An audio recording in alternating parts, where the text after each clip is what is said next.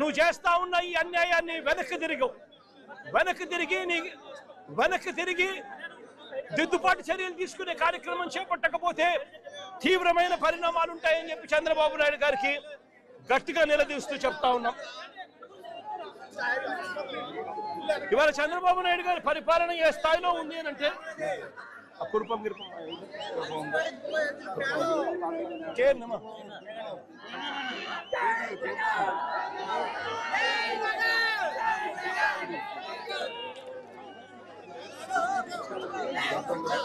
చంద్రబాబు నాయుడు గారి పరిపాలన కొంచెం పక్క జరగాలమ్మా. ఇట్లా ఏం పక్క జరగాలి కదా, కొంచెం కోఆపరేట్ చేయాలి కదా.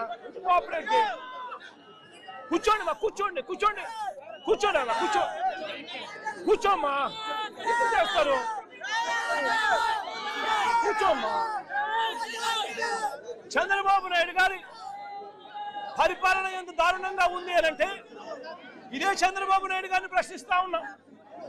ఇదే కురుపంలో చంద్రబాబు నాయుడు గారి పరిపాలన వల్ల నష్టపోయిన పరిస్థితులు ఏ స్థాయిలో ఉన్నాయి అని అంటే పక్కనే కురుపం, ఇక్కడే కదా పార్వతీపురం మెడికల్ కాలేజ్ కన్నా పూర్తయిపోయిందంటే ఈ రోజు కురుపంలో జరిగిన ఘటనకు వెంటనే వైద్యం అందిండేది.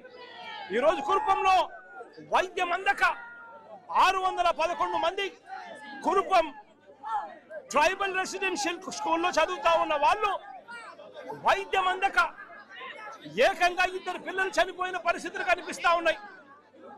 ఏకంగా 170 మందికి హెపటైటిస్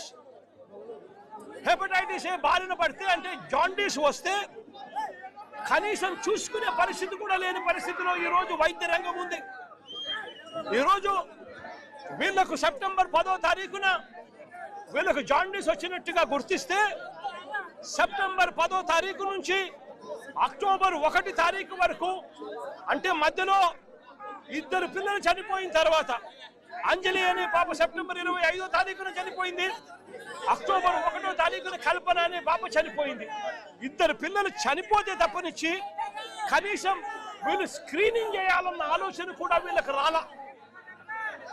చివరికి స్క్రీనింగ్ చేస్తే అక్టోబర్ 1వ తారీఖున కల్పన చనిపోయిన తర్వాత అంజలి అనే పాప చనిపోయిన తర్వాత స్క్రీనింగ్ అనే కార్యక్రమం చేస్తే 170 మందికి జాండీస్ వచ్చినట్టుగా నిర్ధారణ అయింది. నేను అడుగుతా ఉన్నా, చంద్రబాబు నాయుడు గారి హయాంలో హాస్పిటల్ల పరిస్థితి ఎంత దారుణంగా ఉంది, స్కూళ్ళ పరిస్థితి ఎంత దారుణంగా ఉంది అని చెప్పడానికి ఇది ఒక నిదర్శన. 611 మంది చదువుకుంటా ఉన్న ఈ స్కూల్లో అక్కడ నాడు నేడు కార్యక్రమంలో ఆరో ప్లాంట్ పెట్టి ఆ ఆరో ప్లాంట్ కనీసం ఫిల్టర్లు మార్చాలన్న పరిస్థితి కూడా లేని పరిస్థితిలో చంద్రబాబు నాయుడు గారు ఉన్నారు అని అంటే ఆరో ప్లాంట్ ఉండి కూడా ఆ నీళ్లు కూడా కనీసం శుద్ధ నీళ్లు కూడా ఇవ్వలేని పరిస్థితిలో చంద్రబాబు నాయుడు గారు లేరు అని అంటే ఎంత దారుణమైన పరిస్థితిలో ఉన్నారో ఆలోచన చేయమని అడుగుతా ఉన్నా. ఆ ఆరో ప్లాంట్ లో ఫిల్టర్లు సరిగ్గా పనిచేయడం లేదు, నీళ్లు కంటామినేషన్ అయినాయి, పట్టించుకునే నాథుడు లేడు. చివరకు అది జాండీస్ కింద తయారై ఏకంగా 170 మంది పిల్లలు హాస్పిటల్ పాలై 2 పిల్లలు చనిపోయిన పరిస్థితుల మధ్య ఈ రోజు మనం అంతా కూడా చూస్తా ఉన్నాం.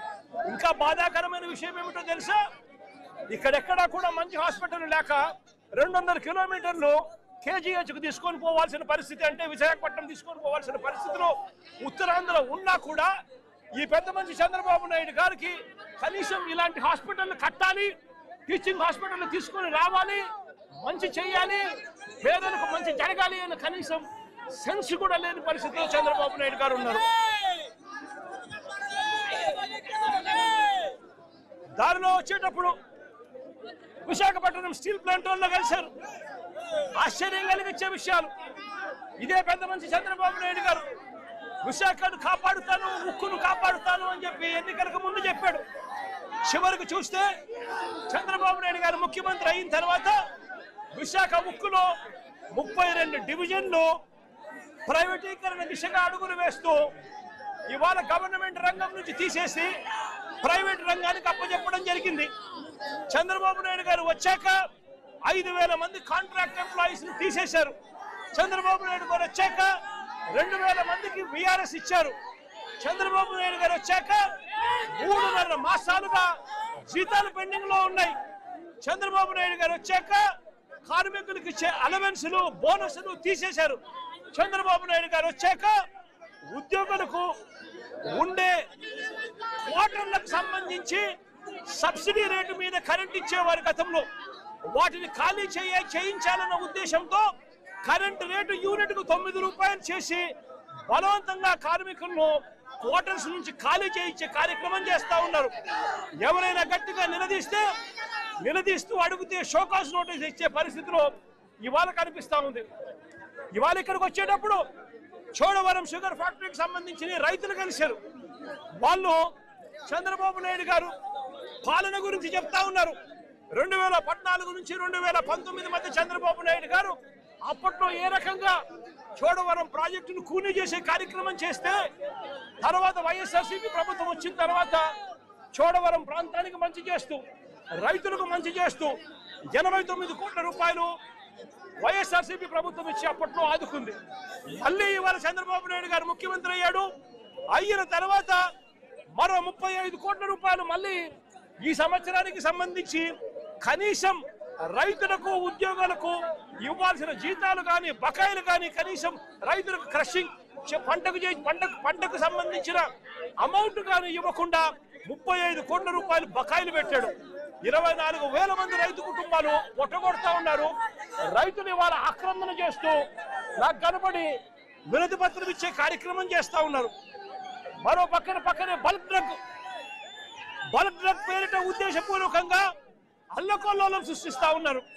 నక్కపల్లిలో ఇప్పటికే 4,500 ఎకరాలు ప్రభుత్వ భూమి ఉంది.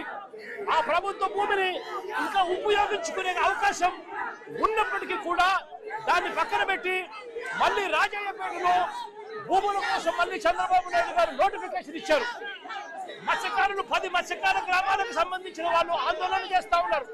నేను అడుగుతా ఉన్నా ఇదే చంద్రబాబు నాయుడు గారిని, కనీసం వారిని ఒప్పించే కార్యక్రమానికి వారికి నచ్చకపోతే ఆ పని చేయకూడదు అన్న జ్ఞానం కూడా చంద్రబాబు నాయుడు గారికి లేకుండా ఇష్టారాజ్యంగా చంద్రబాబు నాయుడు గారు వ్యవహరిస్తున్న తీరుకు అతలాకుతలమవుతా ఉన్న మత్స్యకార బతుకులకు ఎవరు ఊరటనిస్తారు చంద్రబాబు అని చెప్పి చంద్రబాబు నాయుడు గారిని గట్టిగా నిలదీస్తూ అడుగుతా ఉన్నా. మొన్ననే విశాఖపట్నంలో 4,500 షాపులు, చిన్న షాపులను చంద్రబాబు నాయుడు గారి దగ్గర నుండి తొలగించే కార్యక్రమం చేశారు. నేను అడుగుతా ఉన్నా, ప్రత్యామ్నాయం చూపించకుండా ఆ 4,500 షాపులు తీసేస్తే దానివల్ల 32,000 మంది ప్రజలు ఎలా బతుకుతారు చంద్రబాబు అని చెప్పి కనీసం ఆలోచన కూడా చేయకుండా దుర్మార్గాలు చేయడం ధర్మమేనా చంద్రబాబు గారు అని చంద్రబాబు నాయుడు గారు గట్టిగా నిలదీస్తూ అడుగుతా ఉన్నా. ఇవన్నీ కూడా ఇక్కడికి వచ్చేటప్పుడు దారి పొడుగున దారిలో నిలబడి వాళ్ళ ఆక్రందనలు చెప్తా ఉన్న పరిస్థితుల మధ్య, వాళ్ళ అర్జీలు ఇస్తా ఉన్న పరిస్థితుల మధ్య నా ఈ పర్యటన కొనసాగింది.